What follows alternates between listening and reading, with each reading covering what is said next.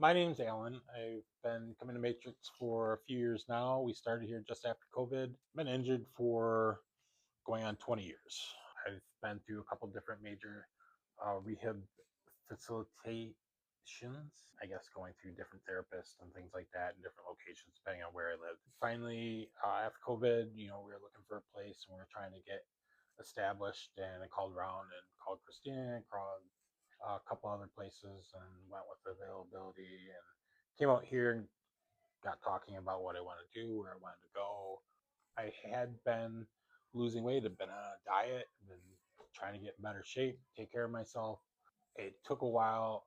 When I first got injured, I was away from everybody. I didn't live by handicapped people. I wasn't around people in chairs. So I'd say the first 10 years was a slow learn, just being in a wheelchair. And then by the time I came over to the side of town and started doing therapy and started noticing more people in chairs, we were trying to look for people, learn new habits, learn new goals, learn new things, get into different activities and things like that. There were more wheelchair or individuals instead of able-bodied individuals, where I'm staying around trying to do everything with people that don't need assistance. Getting in here, getting into different groups, meeting different people kind of drives you, it pushes you. For me, it makes me jealous, envious. I mean, don't get me wrong, I'd love to be able-bodied, but then you look at a para and it's like, well, I want to do what he's doing. And it's like, understanding that everybody's different, but seeing that other people doing it, and you're like, well, if he can do it, why I can do it, or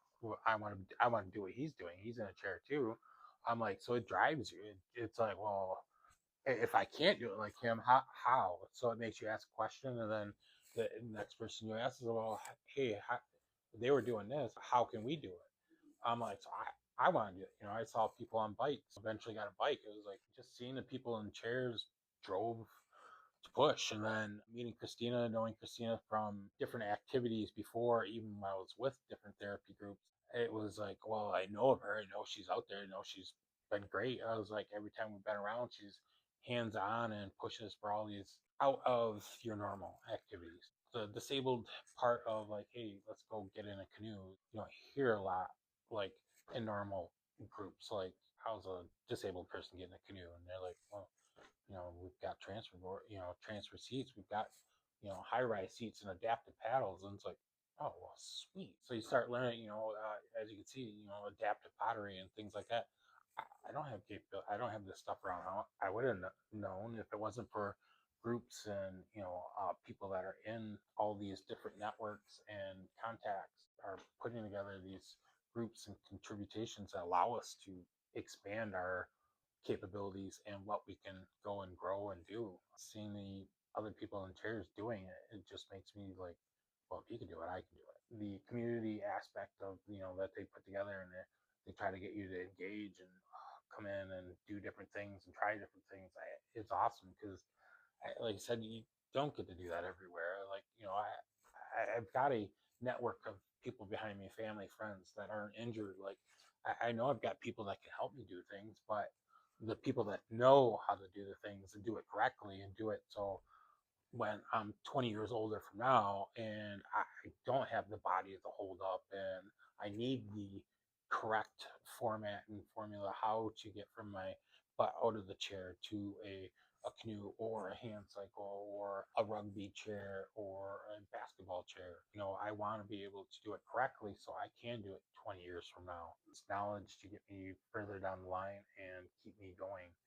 And having the group of therapists that know the knowledge and the participants that come in and actively come in and talk and participate with you, it's great because without the other people and without the other knowledge, it's like you learn a few things, get taught a few things, but you don't get to expand on that. You don't get to see what somebody else might have troubleshooted before you, and they might know a better way or a quicker way. And the more you know, the easier it is. So being around people that are in the same boat, it's just more knowledge that you can put in to make your own life that much easier. Coming into groups and therapies like this where it's more of an open community and come in and work out, we can show you, or hey, come in and do therapy with us. If you're at the beginning of your injury, beginning recovery, start off with an open book that's blank.